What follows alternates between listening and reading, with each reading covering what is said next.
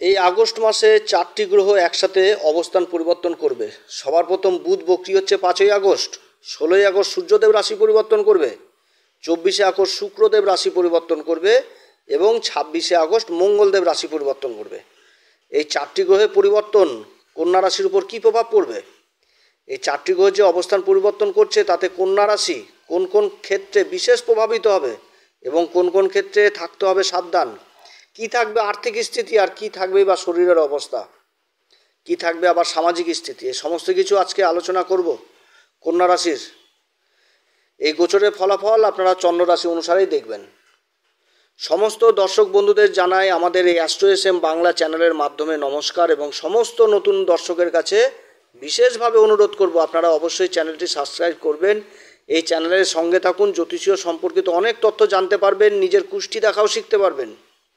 গ্রহের গোচর সম্পূর্ণভাবেই নির্ভর করে জন্মকুষ্ঠির গ্রহের দশা এবং গ্রহের অবস্থানের উপর। আমরা যে আলোচনা করছি এটা আমাদের একটা প্রচেষ্টা মাত্র, এটা সম্পূর্ণভাবেই নির্ভর করবে জন্মকুষ্ঠির গ্রহের দশা গ্রহের অবস্থানের উপর। ভিডিওটি কেটে কেটে দেখবেন না, সম্পূর্ণ দেখার চেষ্টা করেন, তাহলে বুঝতে পারবেন যে আমি কি বলতে চাচ্ছি। তবে এটা একটা জেনারেল প্রিডিকশন। কন্যা রাশির ক্ষেত্রে বর্তমানে গ্রহদের অবস্থান হচ্ছে এইরূপ। রাশির উপর অবস্থান করছে কেতু চন্দ্রদেবের নক্ষত্র হস্তাতে, এবং এই কেতুর উপর দেবগুরুর আবার দৃষ্টি পড়ছে, পঞ্চম দৃষ্টি। আর কেতু সম্পূর্ণ শুভ হয়ে গেছে। আর কেতুর সাথে দেবগুরু বৃহস্পতির জুতি তৈরি হয়েছে, জুতি বলছি নবম পঞ্চম যোগ তৈরি হয়েছে, যেটা কিন্তু খুব ভালো যোগ কন্যা রাশির ক্ষেত্রে। রাশির ষষ্ঠ ঘরে অবস্থান করছে শনিদেব নিজের রাশি কুম্ভ রাশিতে বক্রী অবস্থায়, দেবগুরু বৃহস্পতির নক্ষত্র পূর্বা ভাদ্রপদে। রাশির সপ্তম ঘর মীন রাশিতে অবস্থান করছে রাহুদেব শনিদেবের নক্ষত্র উত্তরা ভাদ্রপদে। রাশির নবম ঘর বৃষ রাশি, যেটা ঈশ্বরীয় শক্তির ঘর, এই ঘরে অবস্থান করছে দেবগুরু বৃহস্পতির সঙ্গে মঙ্গল রয়েছে। দেবগুরু আর মঙ্গলের দ্বারাই ভাগ্যের ঘরে তৈরি হয়েছে মহাধনী রাজ্য। রাশির একাদশ ঘর যেটা কর্কট রাশি লাভের ঘর, এই ঘরে সূর্যদেব অবস্থান করছে। রাশির দ্বাদশ ঘর, এই ঘরে অবস্থান করছে রাশির অধিপতি বুধ, আর তার সাথে অবস্থান করছে শুক্রদেব। কন্যা রাশির ক্ষেত্রে রাশির অধিপতি বুধ আর শুক্র হচ্ছে কারক গ্রহ। শুক্র কিন্তু কারক গ্রহ কন্যা রাশির ক্ষেত্রে। কন্যা রাশির ক্ষেত্রে শুক্রদেব হচ্ছে ধনসম্পত্তির ঘরের অধিপতি, দ্বিতীয় ঘর যেটা হচ্ছে তুলা রাশি এবং ভাগ্যের ঘর যেটা বৃষ রাশি, এই দুটি ঘরের অধিপতি হয়ে দ্বাদশ ঘরে রাশির অধিপতির সাথে অবস্থান করছে। বর্তমানে এই রূপ হচ্ছে কন্যা রাশির ক্ষেত্রে গ্রহদের অবস্থান। কন্যা রাশির ক্ষেত্রে সবার প্রথম বলবো যে রাশির অধিপতি দ্বাদশপতি হয়েছে। রাশির উপর অবস্থান করছে আবার কেতু, আবার ষষ্ঠ ঘরে বক্রী অবস্থায় শনিদেব রয়েছে। এই সময়কালে নিজের শরীর স্বাস্থ্যের উপর যথেষ্ট খেয়াল রাখতে হবে।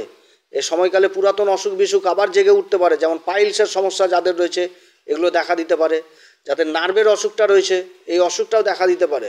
অর্থাৎ এই মাসে শরীর স্বাস্থ্যের দিকে যথেষ্ট খেয়াল রাখতে হবে এবং কোনো কিছু হলেই ডাক্তারের পরামর্শ অবশ্যই নিতে হবে। বুধ হচ্ছে কন্যা রাশির অধিপতি, আর বুধ হচ্ছে কিসের কারক? বাণীর কারক। বুধ অবস্থান করছে কোথায়? দ্বাদশ ঘর সিংহ রাশিতে, আর রাশির উপর অবস্থান করছে কেতু। অর্থাৎ এই সময়কালে নিজের মুখের বাণীর উপর যথেষ্ট কন্ট্রোল করতে হবে। একটা বিশেষ প্রভাব এই সময় মুখের বাণীর উপর পড়বে। মুখের বাণীর উপর যদি কন্ট্রোল করেন তাহলে না হওয়া কাজ অবশ্যই হাসিল হবে এই সময়।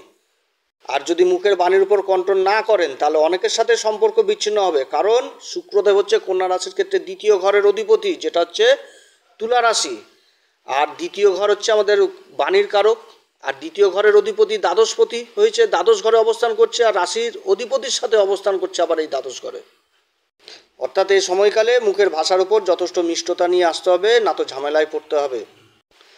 রাশির ষষ্ঠ ঘর শনিদেব অবস্থান করছে, বিপরীত রাজযোগ তৈরি করেছে কন্যা রাশির ক্ষেত্রে এবং বক্রী অবস্থায় রয়েছে। এ সময় শত্রুরা যথেষ্ট মাথা ছেড়ে দিয়ে উঠবে, যথেষ্ট ক্ষতি করার চেষ্টা করবে, আপনার আপ্রাণ চেষ্টা করবে, কিন্তু লেগে কিছু করতে পারবে না, যেহেতু শনিদেব এই অবস্থাতে রয়েছে।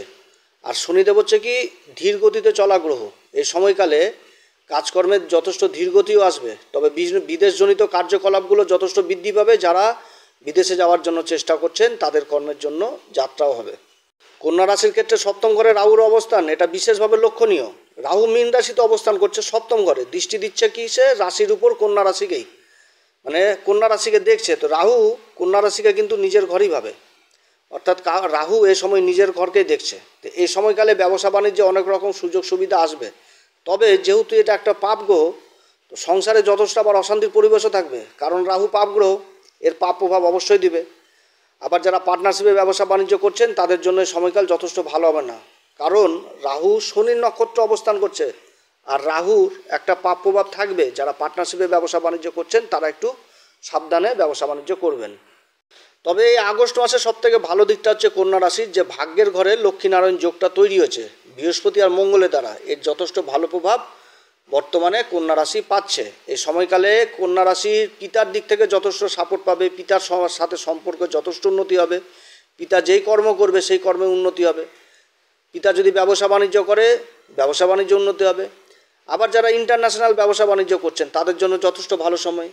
আর নবম ঘর থেকে আমরা উচ্চশিক্ষা জিনিসটা দেখি, আর এই ঘরে গুরু দেবগুরু বৃহস্পতি আর মঙ্গলের অবস্থান। যারা উচ্চশিক্ষার জন্য বাইরে যাওয়ার বিদেশে যাওয়ার চেষ্টা করছেন, উচ্চশিক্ষা মানে হায়ার এডুকেশন, তাদের জন্য এই বিদেশ যাত্রা যদি করে তাহলে সেটা কিন্তু যথেষ্ট শিক্ষার জন্য অবশ্যই ভালো হবে।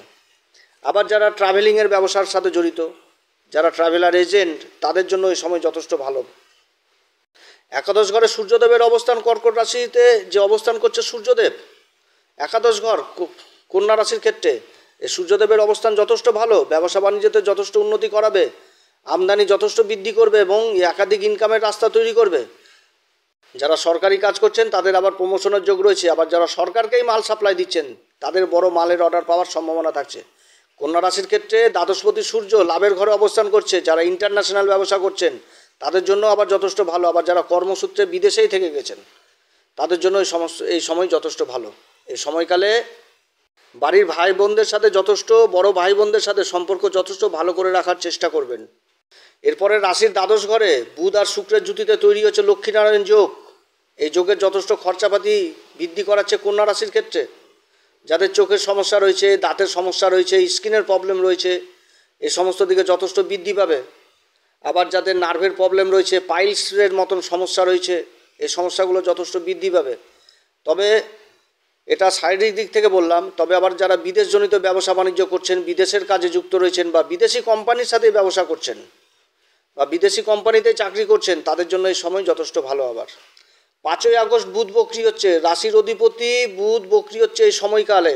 এই সময়কালে থেমে থাকা কাজ, যেগুলো কোনো কিছুর অভাবে থেমে গেছিলো, সেই কাজগুলো আবার উদ্ধার হবে। তবে শরীর স্বাস্থ্যের দিকে যথেষ্ট খেয়াল রাখতে হবে, কারণ শনিও বক্রি হয়ে রয়েছে, আবার বুধও কিন্তু বক্রি হচ্ছে।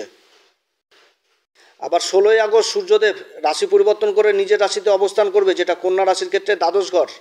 এই সময়কালেও নিজের শরীর স্বাস্থ্যের দিকে যথেষ্ট খেয়াল রাখতে হবে, কারণ এই সময়কালে বুধ বক্রি অবস্থায় রয়েছে দ্বাদশ ঘরে। নিজের শরীর স্বাস্থ্যের দিকে প্রবল খেয়াল রাখবেন।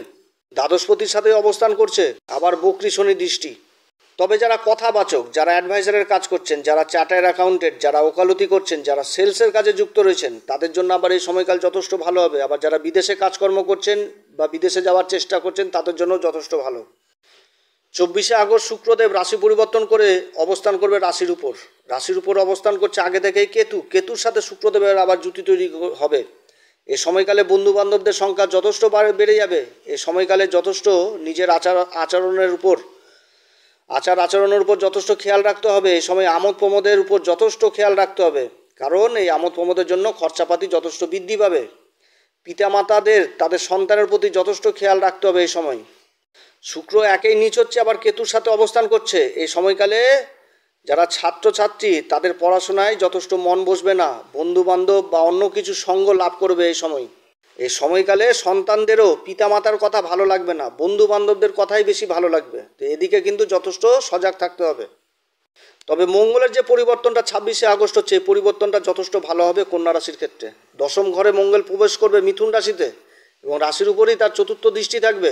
শত্রু রাশিতে মঙ্গলের প্রবেশ, কিন্তু মঙ্গল হচ্ছে কি তেজ, ক্রোধ, অহংকার, সাহস, পুরুষত্ব, পরাক্রম, এই সমস্ত কারক কিন্তু মঙ্গল কর্মের ঘরে অবস্থান করছে। অর্থাৎ কর্মে যথেষ্ট পুরুষার্থ পরাক্রম বৃদ্ধি পাবে এবং নিজের সাহসিকতা দেখিয়ে না হওয়া কাজ কিন্তু হাসিল করবে।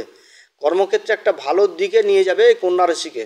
এই সময় মঙ্গলের দৃষ্টি রাশির উপর যেরকম পড়বে সেরকম সুখের ঘরেও পড়বে, আবার অষ্টম দৃষ্টি দিয়ে তার উচ্চ ঘর মকর রাশিকেও দেখবে। আর মকর রাশি হচ্ছে কন্যা রাশির ক্ষেত্রে পঞ্চম ঘর, আর পঞ্চম ঘর হচ্ছে মা লক্ষ্মীর ঘর।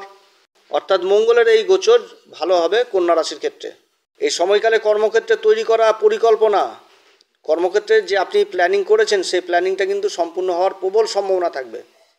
তাহলে এই মাসে যে গ্রহদের অবস্থান তাতে কন্যা রাশির ক্ষেত্রে কিছু ক্ষেত্রে প্রতিরোধ হলেও অনেক দিক থেকে ভালো হবে কন্যা রাশির।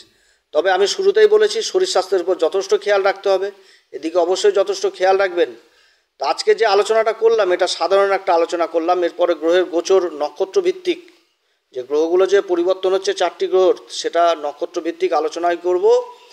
আজকে কন্যা রাশিকে বলবো যে এই মাসে কন্যা রাশিরা কোন উপাচার করবে।